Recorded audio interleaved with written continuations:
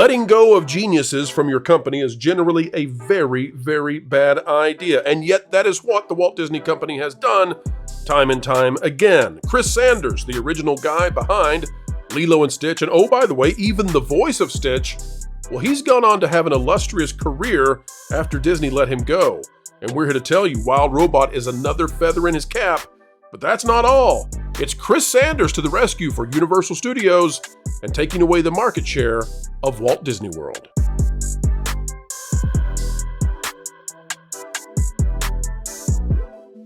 Ladies and gentlemen, welcome back to the place that has a jolly good time explaining entertainment and keeping you ahead of the culture curve. Coming to you from a studio from somewhere sunny USA, well, we're ready today to tell you what's going on with Wild Robot, the movie that unexpectedly is having a wildly fun time at the box office, and audiences are having a wildly fun time watching it. It's Chris Sanders. He's the guy who's behind it. He's the genius who did not only Stitch, but Toothless, and now this Robot. And Disney is saying, Robot, why did we let him go? That's a terrible pun. I apologize. Panel, save me. Let's go. Let's start right now. All right, let's ascend with the next news story. Folks, it's out of Disney, as you might expect. Well, not really, but it is somewhat. Here's what we've got, folks. It is about Wild Robot, the little movie that is doing things that very few anticipated it ever would. Here's what we've got out of the numbers. If we take a look at the Wild Robot, you can see that it earned so far $54 million on an alleged $75 to $80 million total production budget. You add in a doubling for its total market spend, you get to about 150, and that means this film only needs $300 million to make a profit, much of which is probably already locked in by its streaming contracts. And that means that this film, if it gets anywhere north of $200 million, is likely to be a win. But it's not only a lucrative win with a full runway all the way until Moana 2, but also it seems to be a pretty darn good movie. Now, we're going to explain how this connects to Disney and how Disney ran off the talent that is now taking them down in Central Florida. Yes, we will connect it, folks, we promise. But before we do, Jonas, you've seen this film. Could you give us a quick rundown of what you thought? A mini review, if you will. Well, it's a classic. I can tell you that already. It's a great film, great themes, really good for kids. Super clean, by the way. They say the word sucks twice, and that's about the worst thing that you could say as far as the content goes. There's a jumping at shadows moment that something could be read as gender ideology, but it's not informative in any way. And to even say it at the beginning of this makes it sound a million times worse than it is. Someone is referred to as they when they're not in the room. That's about all that I could say there. Excellent themes of motherhood and found family, and not in like the Guardians of the Galaxy Suicide Squad kind of way, but like an actual centralized, here's a mother, here's a son, here's a father kind of found family film. Really funny in all the ways that it needs to be funny. A little bold in the way that Walt Disney was willing to scare kids a little bit. Like they deal with death head on in a very matter-of-fact sort of way early on in the film, but not in a gory way. Everything is done really well. The animation is fantastic. I don't know off the top of my head who did the soundtrack to this, but this is the kind of thing that I don't want to say it's a Pixar film, because it's not a Pixar film. It is a Chris Sanders Dreamworks film, but truly great. I'm going to buy this on 4K, and I might find the most expensive version of this film to buy. I think this is one that is a really special film. I wouldn't be surprised if they do the rest of the books in the series. They need to watch out because there is weird gender stuff in the third one. But really great film, great cast. I cannot speak highly enough of this film. I hope that if I could pick a movie and say, Hollywood, do more of this, and I'm talking about even live action included in this, this is the kind of movie that I think that Hollywood needs to put its weight behind.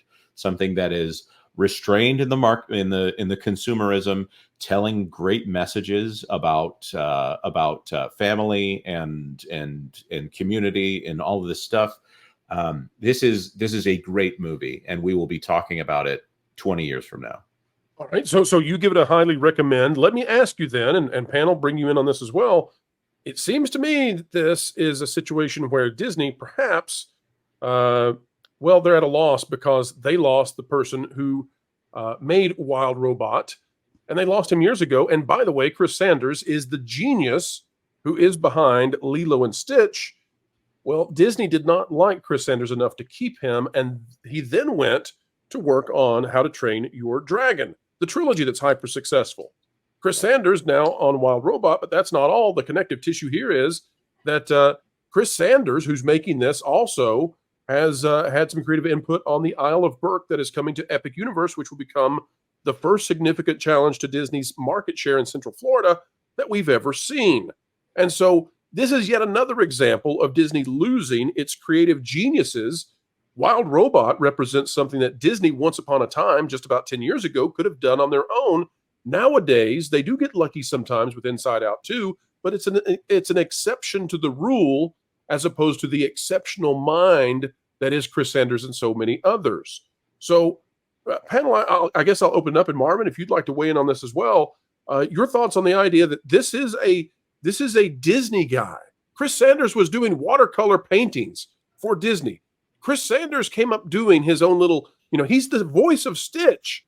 And yet now he's doing Wild Robot and How to Train Your Dragon and actually presenting a real threat to Disney with their parks. This guy that they could have kept if they had just respected him and esteemed him as opposed to going to DEI and wokeisms. Your thoughts? Oh, I mean, this is very simple writing on the wall. Disney has done this to themselves. They had all of these creative people that created that Disney difference. I think the problem is somebody somewhere along the line, Bob Iger, thought that Disney was the quality in the brand. Like Disney itself, the company is the quality. It had nothing to do with the people that made it that way. So they got rid of all of their creatives, all because of, the color of their skin or their gender or whatever, and they replaced them. They replaced Imagineers with Meh-gineers. And they're paying the price for it. And they're going to continue to pay the price for it when Epic Universe opens and it eats their lunch. Darn it. How do you keep coming up with those great slogans there, Marvin? He writes them down. The Empire and Meh-gineers. I love it. It's Galactic Empire now. Isn't it amazing, though? You can kind of see this similar thread, not a Star Wars thread, but you can see the similar thread in the Chris Sanders stuff that really resonates with audiences, and Disney should have wanted to see him replicated over and over. Stitch seems to me to be very similar to Toothless, and Toothless apparently is not so dissimilar from the Wild Robot. JT, do you see that as well at all? And Jonas, am I right about it?